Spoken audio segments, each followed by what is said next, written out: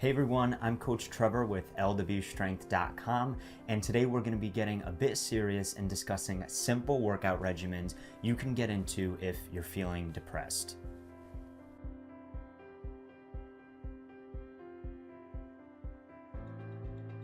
Depression can make taking care of yourself a lot harder. And for those suffering from it, you'll understand that sleep, motivation, and mental health are all important life aspects that are negatively impacted in day-to-day life when dealing with depression. Right now, it's estimated that 1 in 10 adults in the United States struggles with depression. And while that figure alone may seem high, it doesn't count for the thousands with depression who don't get help for their symptoms. Now, as many of you know, depression affects each person in different ways, but amongst most suffering from depression, self-care can often take a back seat on the list of priorities. And we aren't talking about crazy body moisturizing routines. Just the basics can seem like a far reach, like brushing your teeth, showering, and even eating. Depression can make taking care of yourself a lot harder.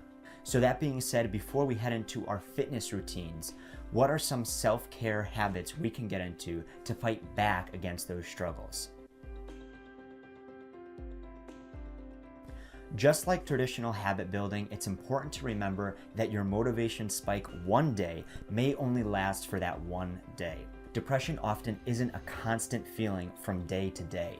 The effects can shift. So taking on massive life-changing shifts is unrealistic and a recipe for future setbacks. When adding self-care into your daily routine, force yourself to keep it under 5 minutes. Starting with one thing and keeping it short is a much better path towards success. The path of least resistance is often the path you're most likely to take.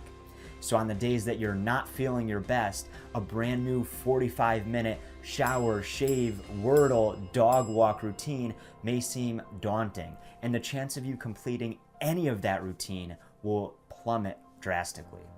So start with just one 5-minute habit, and that will seem much more attainable throughout the week.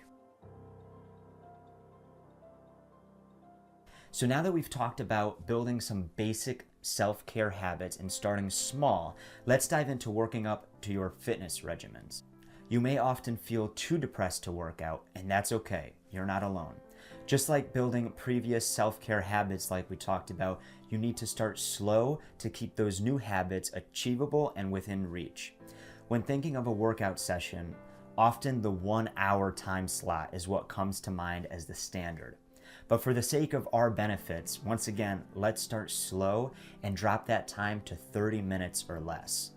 For our first recommendation, we're going to be talking about a dance or home workout. And before you move on thinking, I'm not a good dancer, don't knock it till you try it. Along with being an inclusive and easy to adapt skill, dancing can boost your self-confidence and increase your self-esteem. Whether you turn on your favorite Taylor Swift tunes and have a homemade jam sesh, or find an online dance workout to follow along to, the options are endless for this great starting option. Now for our second recommendation, this is going to involve going outside and soaking in some of that great vitamin D. From walking with a friend or a super furry friend, besides the great physical benefit of being outside, for those who suffer with seasonal affective disorder or SAD, the extra sun may even help with your depression.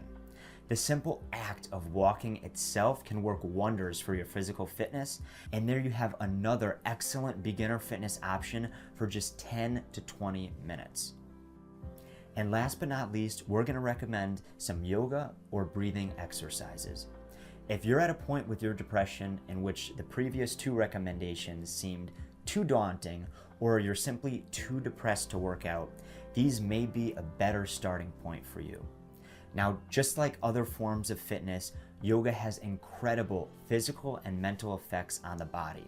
However, yoga may have additional benefits for those suffering from depression and other similar mood disorders. A number of small studies have found that yoga can help with post-traumatic stress disorder and other mental disorders as an add-on to other forms of treatment. So now that we've covered some beginner fitness regimens to start off with, let's dive into understanding why depression makes fitness tougher and the effects fitness can have on depression once we push past that hurdle. When battling depression, often the thought of starting the fitness routine is more challenging than the fitness routine itself. We gave you 3 beginner fitness recommendations, but even with something as simple as a walk, why can it be such a challenge to push past the starting point? As people with depression know all too well, symptoms come in many forms, from hindering sleep quality, reducing energy levels, and as mentioned before, even playing an effect on your appetite. One article from Harvard Health talks about depression and fitness and states that among all these counteracting symptoms, for those who suffer from depression, there is no doubt less motivation to exercise. It's unclear how long you need to exercise or how intensely you need to exercise before nerve cell begins to improve with alleviating depression symptoms. You should begin to feel better after a few weeks of exercising. Now, depression comes in many shapes and sizes. Environment, job intensity, and lifestyles are all factors that can alter your outcome of the time it takes to see improvement. It's also important to remember that while exercise is a fantastic tool to use, it's not a one-time fix for depression. The question of how long does it take for exercise to improve my mental health should be how long can I sustain my mental health through exercise. Now, last but not least, in this video, we're going to be talking about when to seek help. Throughout this video, we talked about steps to slowly build a foundation of self-care habits. We created a solid foundation of exercise recommendations that are simple and quick to get started with, many of which can be done right inside your own home. But let's say you've made it this far and you still feel lost. Please know that you're not alone. As tough as it may be to see at this time, so many people love you and so many people care for you.